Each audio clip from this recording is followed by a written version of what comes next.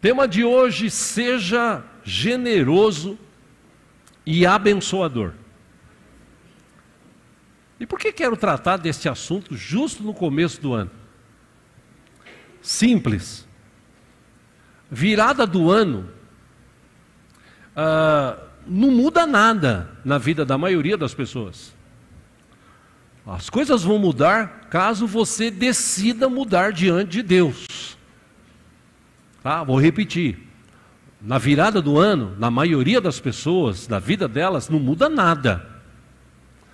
O que muda é quando você decide mudar a sua atitude diante de Deus. Tá? A questão que eu quero tratar aqui é que a gente vive num tempo que as pessoas só desejam o venha a nós, vosso reino, outro ajuda.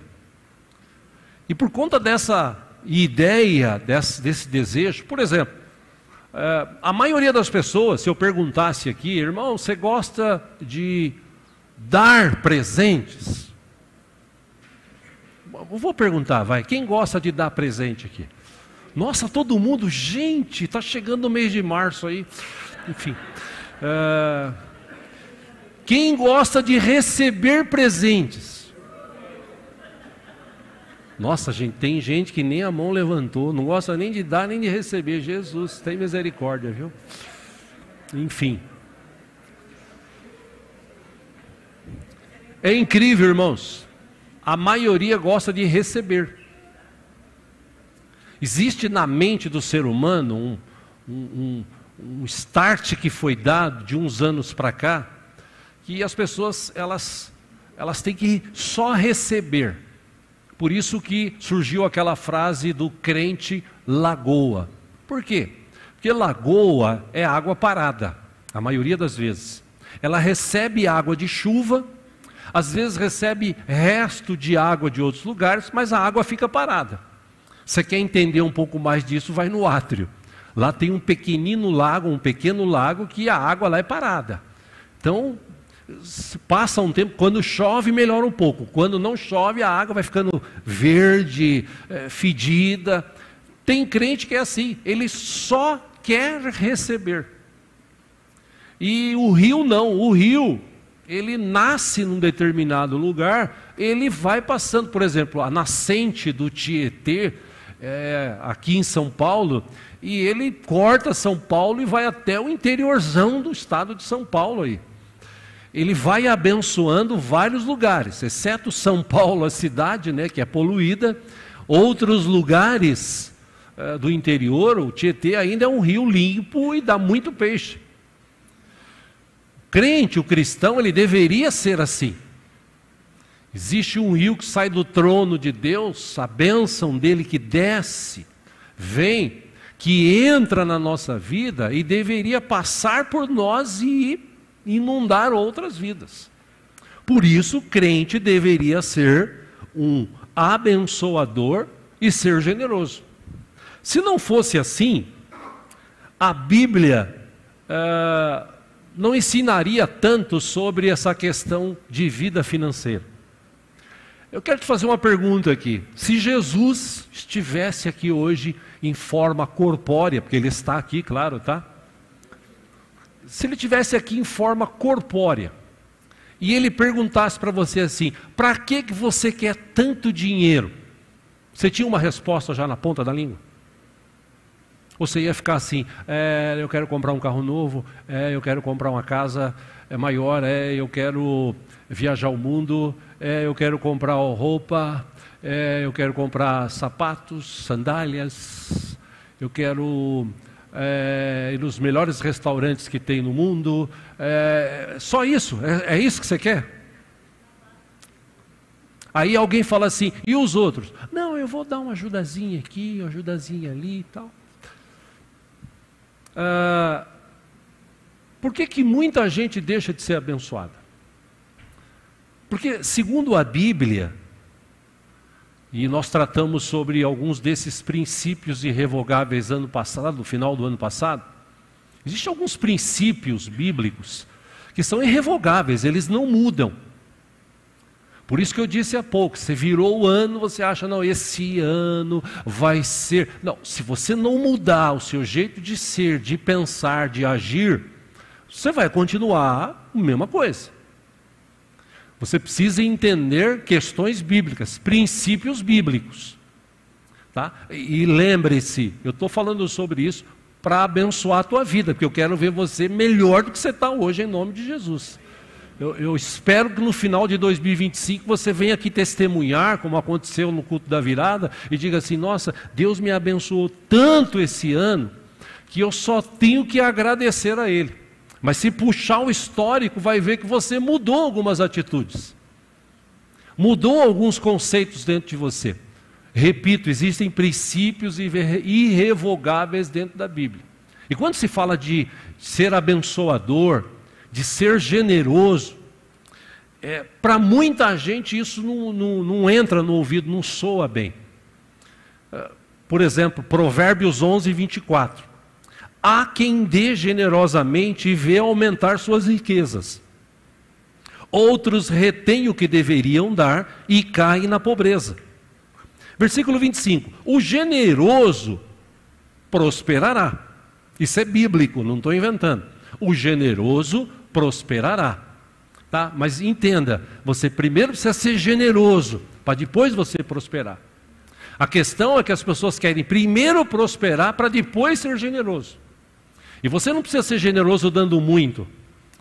Para no farol, a maioria dessas pessoas que estão aí nos faróis hoje em dia, vendendo algum produto, são pessoas que são trabalhadoras.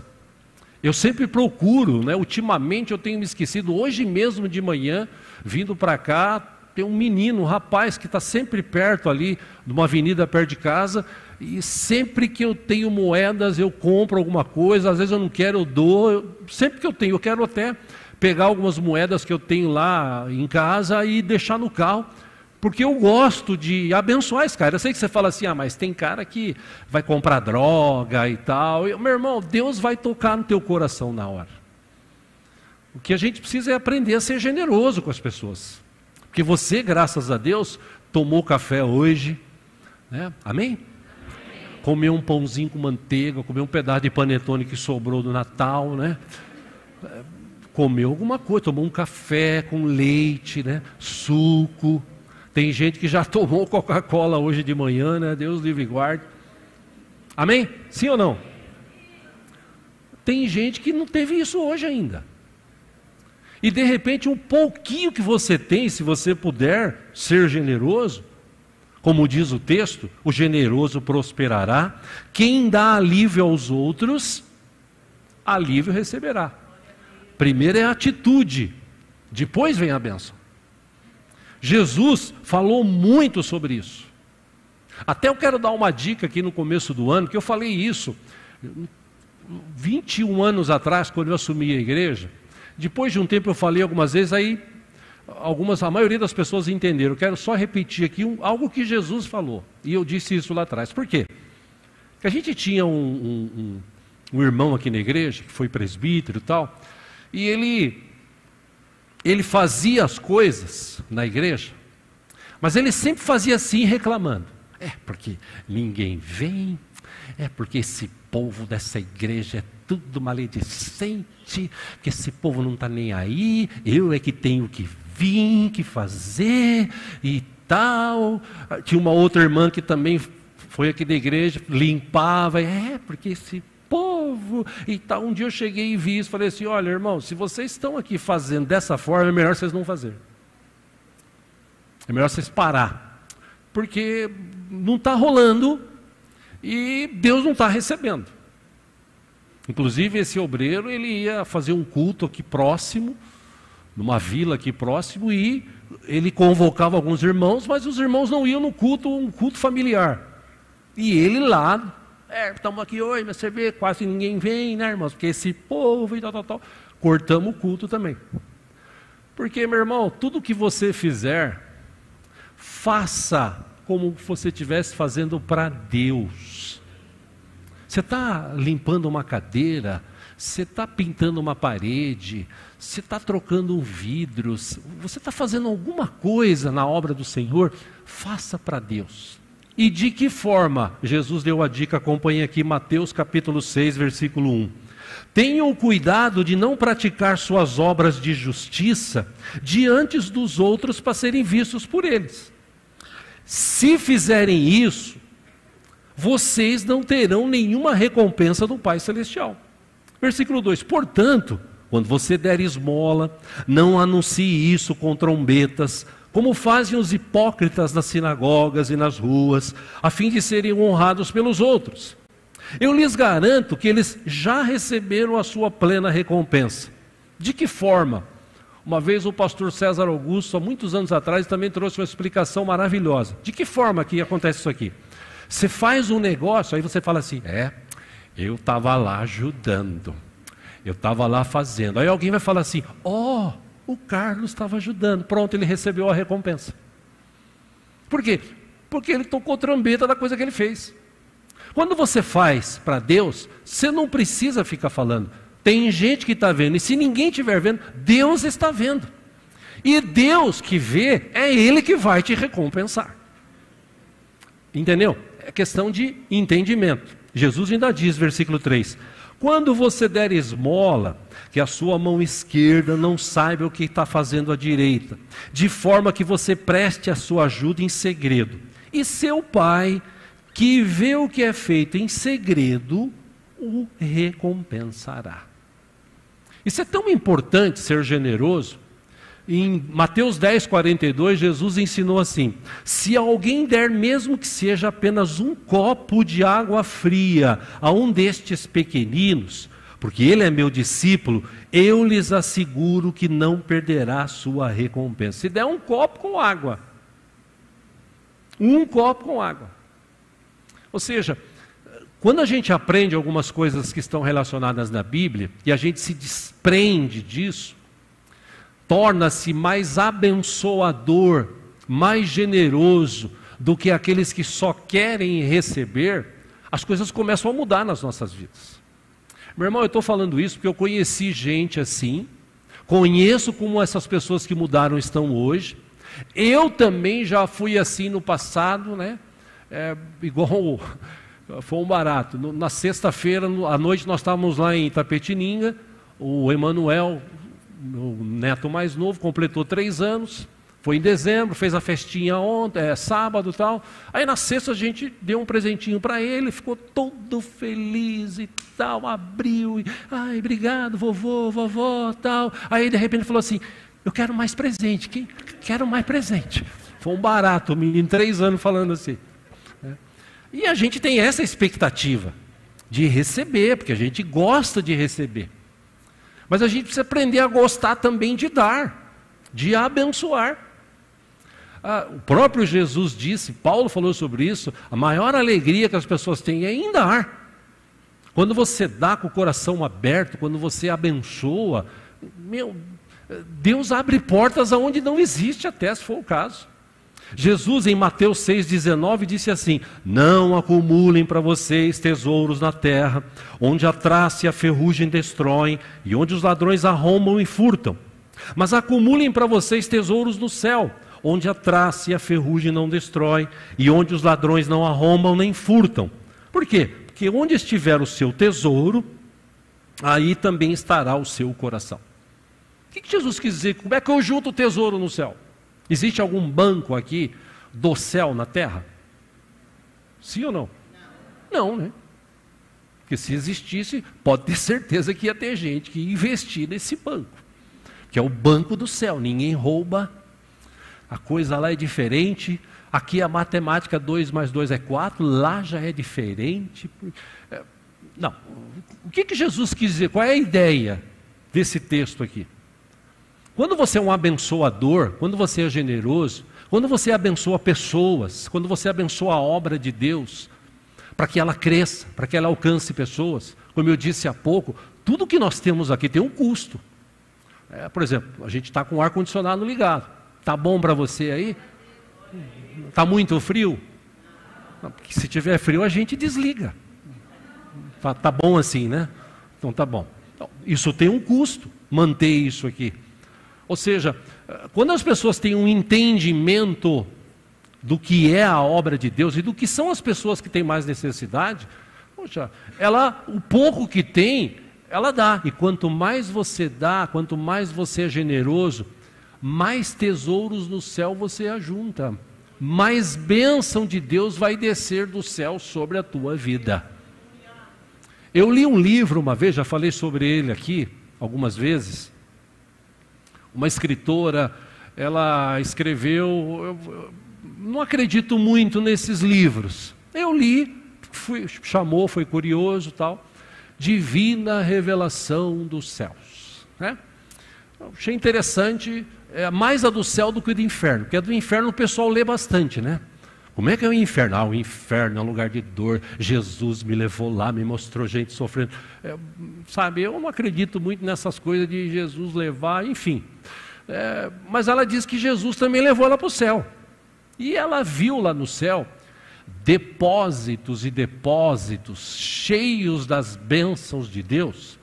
E quando ela viu aquilo tudo cheio, ela falou assim, perguntou para Jesus, Jesus, por que está cheio isso aqui? Porque o meu povo, eles não só querem para eles não sabem receber e abençoar, eles só querem para eles, só querem para eles. Então às vezes essas bênçãos ficam aqui acumuladas, porque eles não aprenderam ainda. Ela escreveu isso no livro, tá? Isso não está na Bíblia, tá, irmãos? Amém? Escreveu isso no livro. Tá? Mas na Bíblia tem alguns ensinos. Entre tantos, eu escolhi um texto aqui para a gente avaliar esse texto, analisar esse texto e tirar algumas lições para as nossas vidas. Se você trouxe a sua Bíblia, eu quero ler com você no livro de 2 Coríntios, capítulo 8. Vamos começar com o capítulo 8.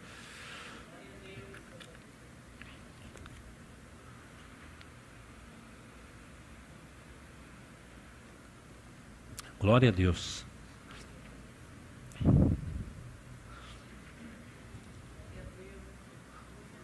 Esse é um texto que o apóstolo Paulo escreveu à igreja de Corinto.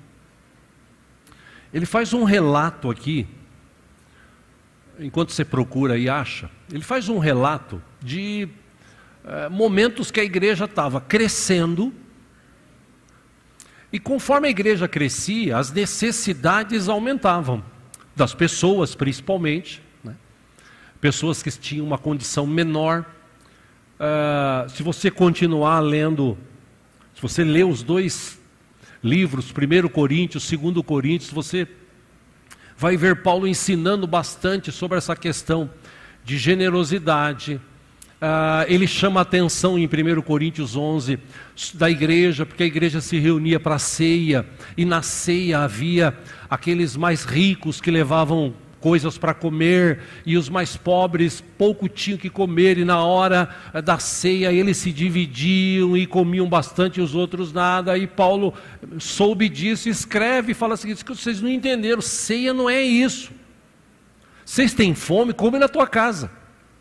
Vocês precisam aprender que ceia é um negócio de comunhão, é entender o partir do pão. Aí ele fala, por isso eu recebi do Senhor, e vem aquele texto lá, tal, falando sobre a ceia. Ou seja, para a igreja de Corinto, que era uma igreja que estava em expansão, e outras igrejas que eram crescentes naquela época, aumentava a igreja, aumentava a necessidade. Por isso ele escreve à igreja de Corinto, capítulo 8, versículo 1, vamos lá. Ele diz assim, agora irmãos, queremos que vocês tomem conhecimento da graça de Deus, ou que Deus concedeu às igrejas da Macedônia. Versículo 2, no meio da mais severa tribulação, a grande alegria e a extrema pobreza, olha que interessante, a grande alegria e a extrema pobreza deles transbordaram em rica generosidade. E ele fala, versículo 3, pois dou testemunho de que eles deram tudo quanto podiam e até além do que podiam, por iniciativa própria. Versículo 4, eles nos suplicaram insistentemente o privilégio de participar da assistência aos santos. Versículo 5, e não somente fizeram o que esperávamos, mas entregaram-se primeiramente a si mesmos ao Senhor, e depois a nós, pela vontade de Deus. 6. Assim, recomendamos a Tito, visto que ele já havia começado, que completasse esse ato da graça ou de graça da parte de vocês. Versículo 7. Todavia, assim como vocês se destacam em tudo, na fé, na palavra, no conhecimento, na dedicação completa e no amor que vocês têm por nós, destaquem-se também nesse privilégio de contribuir. 8. Não lhes estou dando uma ordem, mas quero verificar a sinceridade do amor de vocês, comparando-o com a dedicação dos outros.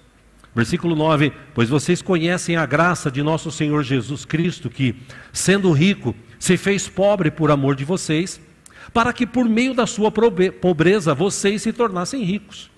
Versículo 10. Este é o meu conselho. Convém que vocês contribuam, já que desde o ano passado vocês foram os primeiros, não somente a contribuir, mas também a propor esse plano. Versículo 11, e o último que eu quero ler destes: agora completem a obra, para que a forte disposição de realizá-la seja igualada pelo zelo em concluí-la, de acordo com os bens que vocês possuem. Só até aí. Vá agora para 2 Coríntios capítulo 9. Ele continua falando aqui, eu não tenho tempo de ler tudo aqui. Versículo 1, 2 Coríntios 9, ele diz assim: eu não tenho necessidade de escrever-lhes a respeito dessa assistência aos santos. Versículo 2, eu reconheço a sua disposição em ajudar. Já mostrei aos macedônios o orgulho que tenho de vocês, dizendo-lhes que desde o ano passado, vocês da Acaia estavam prontos a contribuir. E a dedicação de vocês motivou a muitos.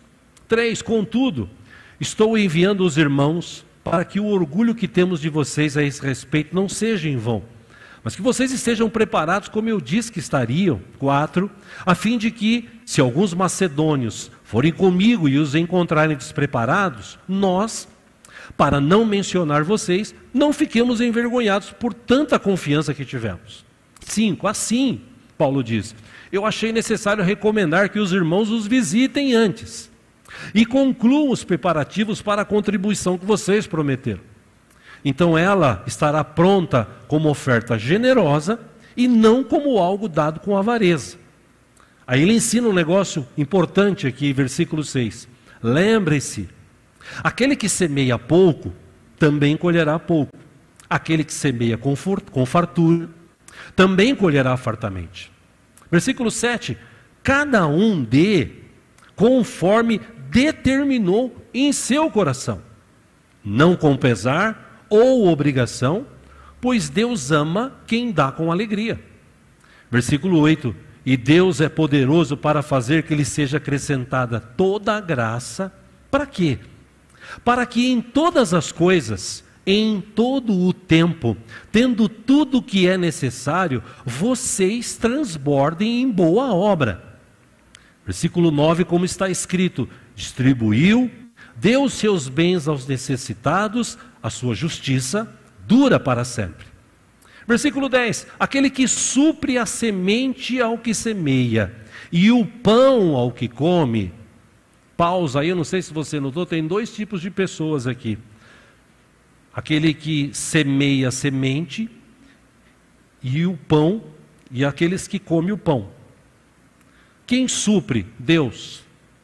Ou seja, o que eu entendo aqui como muitos outros estudiosos da Bíblia? Uma pausa aqui nessa parte. Deus dá a semente para todos. Deus abençoa com sementes todos. Tá? Se você quiser aprender mais isso, leia mais a Bíblia. Tá? Então, tem dois tipos. Tem gente que recebe a semente e semeia, e tem gente que recebe o pão, que Deus não deixa faltar. Jesus falou sobre isso lá nas bem-aventuranças. Busque o reino de Deus e a sua justiça, e essas coisas estão descritas lá: comer, beber e vestir, Deus não vai deixar faltar. Então, tem gente que recebe a semente e semeia. Tem gente que recebe a semente e come. Ele não semeia, ele come. Por quê? Porque na mente dele ele tem que só receber, receber, receber. Bom, se você não planta, quem não planta, o que ele colhe? Tem um texto bíblico que diz assim: quem planta vento, apesar de se tornar um ditado popular, isso está na Bíblia. Aonde? Leia a Bíblia que você vai encontrar. Não vou dar tudo de mamata aqui também, que você tem que ler Bíblia, né? Enfim, voltando para o texto, versículo 10. Aquele que supre a semente ao que semeia, e o pão que come, também lhe suprirá e aumentará a semente, e fará crescer os frutos da sua justiça. Poxa, de que forma? 11, Paulo explica. Vocês serão enriquecidos de todas as formas. Para quê? Para que possam ser generosos em qualquer ocasião, e por nosso intermédio, a sua generosidade resulte em ação de graças a Deus.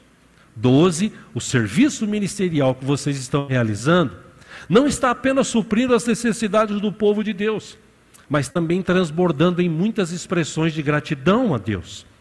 Versículo 13, por meio dessa prova de serviço ministerial, outros louvarão a Deus pela obediência que acompanha a confissão que vocês fazem do Evangelho de Cristo e pela generosidade que vocês, ou de vocês, em compartilhar seus bens com eles e com todos os outros. 14, e nas orações que fazem por vocês, eles estarão cheios de amor por vocês, por causa da insuperável graça que Deus tem dado a vocês. 15, graças a Deus por seu dom indescritível.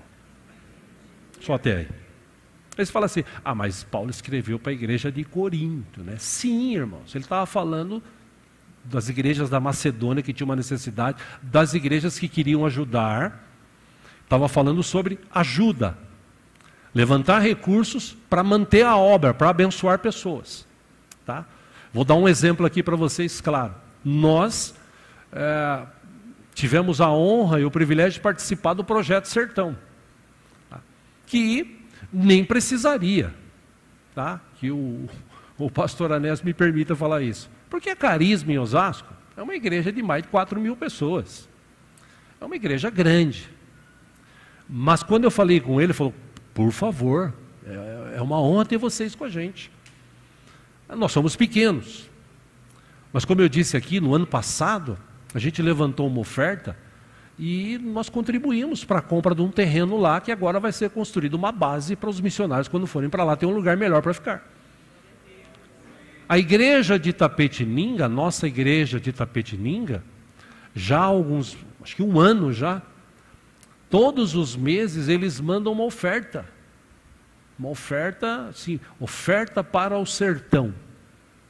A gente junta, porque a nossa igreja também, todo mês a gente separa um valor e transfere para a conta da associação, para chegar agora no começo do ano, a gente ter condição. Por exemplo, nós gastamos comprando 50 e poucas Bíblias, deu uns R$980.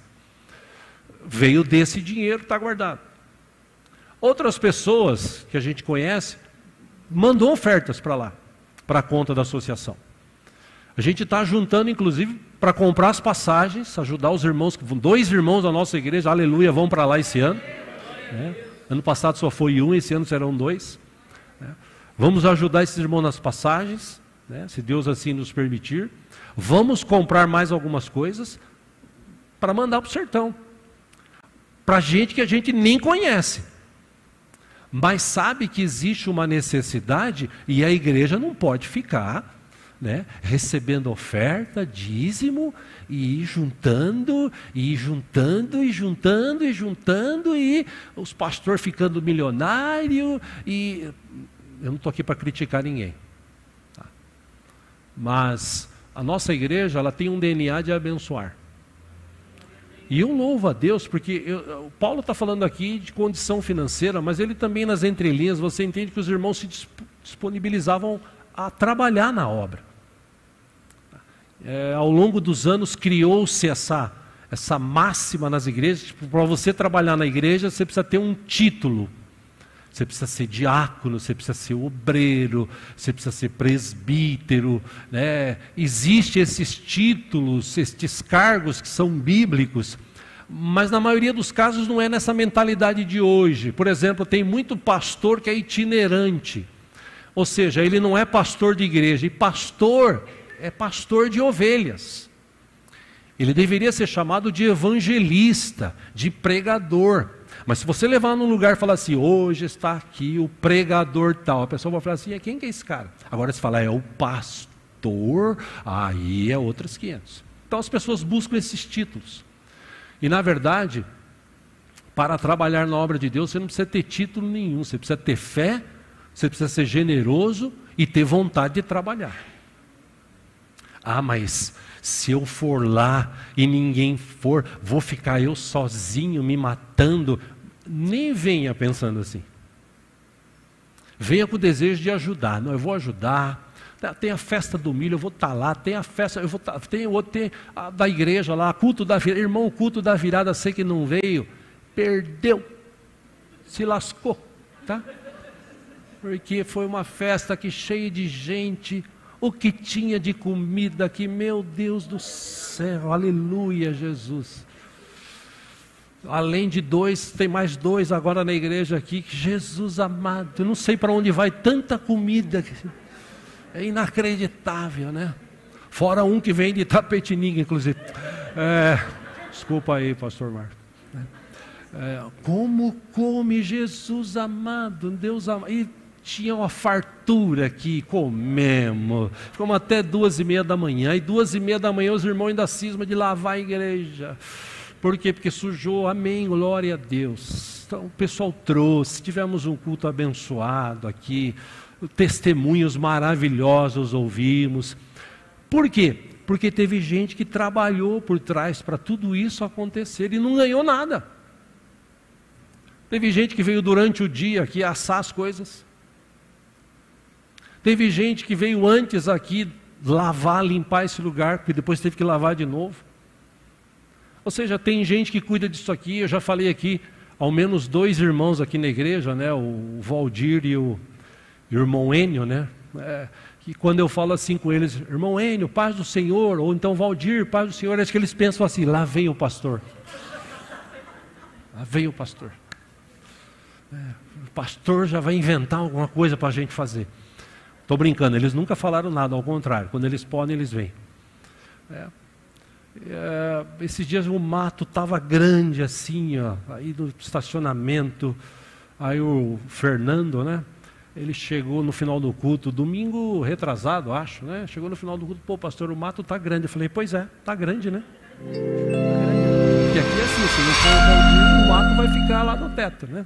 Falou, não, amanhã vocês estão, então, não, amanhã eu venho aí, estou de boa, eu vou vir aí, eu vou cortar. Pegou a maquininha, cortou em 1h30 tudo, graças a Deus, aleluia. E ainda vai trazer o veneno para matar o resto do mato que tem. Por que eu estou falando isso? Eu citei 1, 2, 3, tem vários.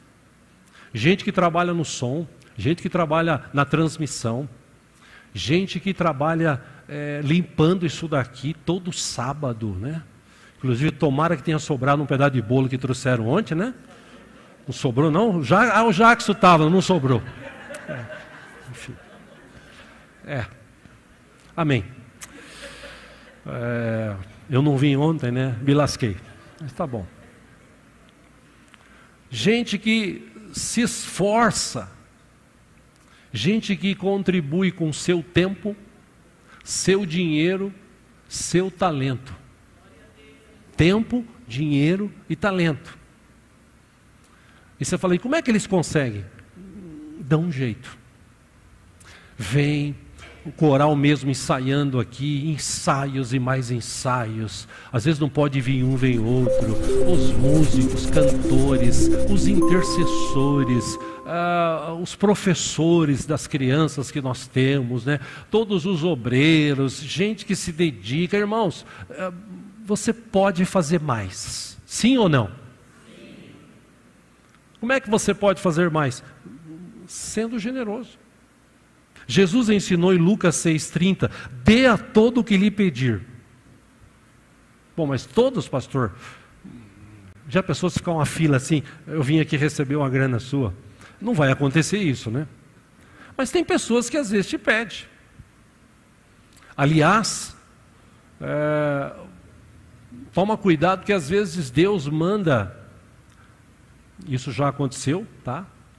Às vezes Deus manda algumas pessoas travestidas de mendigos para provar você, para ver se você tem um coração abençoador. Meu pai aconteceu isso. Lembro de um pastor, pai do pastor Gilson, quando ele morava em Bragança Paulista. Ele contou uma vez para a gente que estava perto do salão assim da igreja e terminava a avenida, continuava a rua de terra, matagal, para seguir para uma outra estradinha lá, uma outra cidadezinha próxima. E diz que eles estavam de manhã, terminou a escola bíblica, chegou vindo assim de lá um rapaz, né, todo maltrapilho, sujo, cabelo todo enrolado assim, mas era um ser assim, branco, branquinho, olho meio claro e tal, mas todo sujo e tal. E o pastor Gilson, quando ele chegou perto, falou: o senhor podia me ajudar? Ele olhou para ele e falou assim: vamos te ajudar, tá, vamos para casa. Levou para a casa dele, que eles moravam perto da igreja. Toma banho aí e tal. Tomou banho, sentou para almoçar, tomou um café da tarde, deu umas roupas do Gilson, né, que era mais ou menos o mesmo corpo.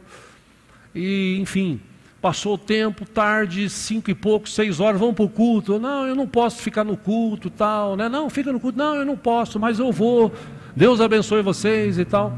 E diz que ele saiu assim nessa estradinha, quando ele fez o contorno assim da estradinha, vinha vindo pessoas para a igreja. Sabe assim, uma fração de segundos vinha pessoas. Aí ele perguntou: vocês viram o rapaz que saiu daqui e tal? Que rapaz?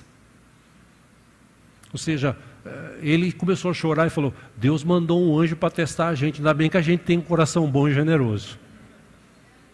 Isso pode acontecer com você. Por quê? Porque eu e você fomos chamados para abençoar.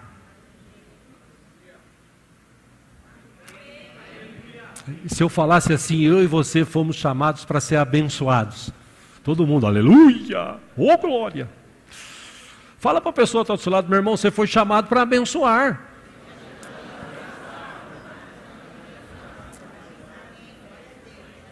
Sim ou não?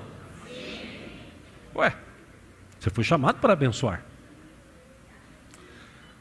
Lucas 6,30, Jesus diz, estou encerrando aqui: dê a todo o que lhe pedir, e se alguém tirar o que pertence a você, não lhe exija que devolva. Como vocês querem que os outros façam? Amém? Como vocês querem que os outros façam, façam também vocês a eles. Que mérito vocês terão se amarem os que os amam?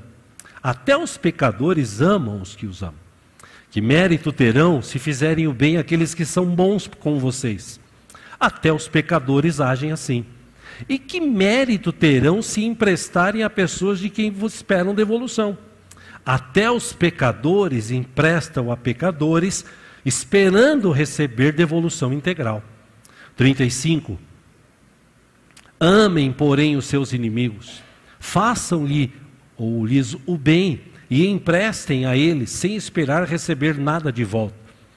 Então a recompensa que terão será grande e vocês serão filhos do Altíssimo. Por quê? Porque Ele é bondoso para com os ingratos e maus. Sejam misericordiosos, assim como o Pai de vocês é misericordioso. Não julguem, e vocês não serão julgados. Não condenem, não serão condenados. Perdoem, e serão perdoados. Versículo 38, deem, e lhes será dado. Qual é a primeira atitude? Dê.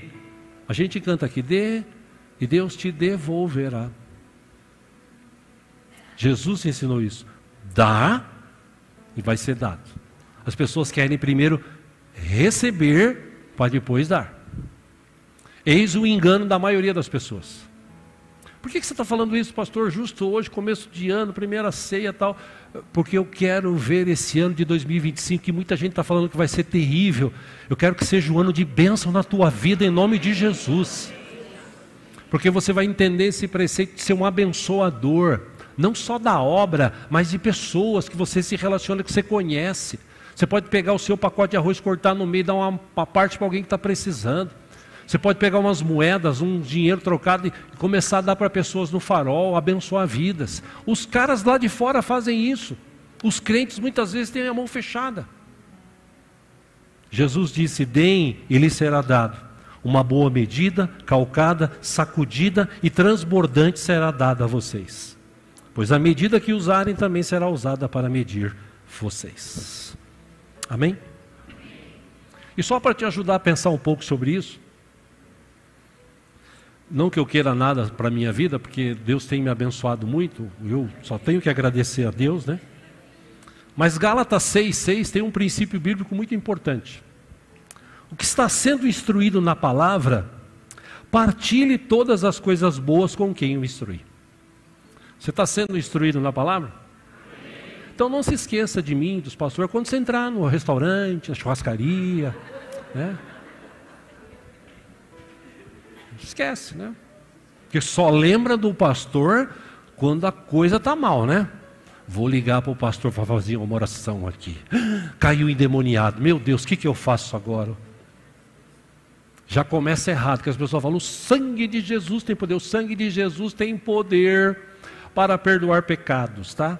O nome de Jesus tem poder para expulsar demônios e tal mais. Amém? Ou seja, o ano está começando. Virou o ano. Um novo ciclo, um novo tempo, um novo momento. Para as coisas mudarem, você precisa mudar. Não adianta, agora o ano é novo, agora chegou o ano da bênção. O ano da misericórdia, o ano da colheita. As igrejas agora botam ano de tudo, né? O ano do Geobote, do Reobote, o ano do tal. Se você não mudar a sua atitude, vai ser o ano que foi o ano passado. Pastor, mas eu não tenho dinheiro. Meu irmão, eu não estou falando só de dinheiro, estou falando de você. Você pode ser melhor, você pode dar um abraço numa pessoa. Um abraço, uma palavra que sai da tua boca pode abençoar vidas. Pode transformar vidas. Uma palavra de fé sua, um bom dia que seja seu. E hoje nem bom dia as pessoas falam mais. Um bom dia, um abraço, um sorriso pode mudar o dia da pessoa. Ontem eu estava vendo um vídeo no Instagram, mandei até para algumas pessoas, né? Como você pode mudar o seu jeito, o cara lá com a cara carrancuda, tal, falando com uma senhora do lado, né? Via internet, tal. Ela falou: você quer mudar? Ela começou a dar uma risada, faz assim, ó. Aí ele, e ele, e ele, aí ela, aí ele, aí ela, aí os dois estavam morrendo de rir. Numa atitude. Você foi chamado para ser uma bênção. 2025, seja um abençoador. Aquele corinho que a gente canta aqui: eu não quero viver para mim mesmo, eu quero servir e o amar, irmão. Não é isso que a gente canta de vez em quando aqui? Esse corinho pouca igreja canta. Só quer cantar aquele corinho do irmão, do crente Danoninho. Me dá, me dá, me dá, recebo, me dá, eu recebo. Eu quero. Seja um abençoador, seja generoso. Irmão, faça isso. No final de 2025, eu estou colocando aqui a minha cara a prêmio. Se você fizer isso, eu duvido que Deus não vai te abençoar esse ano. Você vai chegar no final e falar assim: Deus mudou a história da minha vida. Crê nessa palavra? depende de você. Vamos orar, mesmo assentados? Fecha os teus olhos.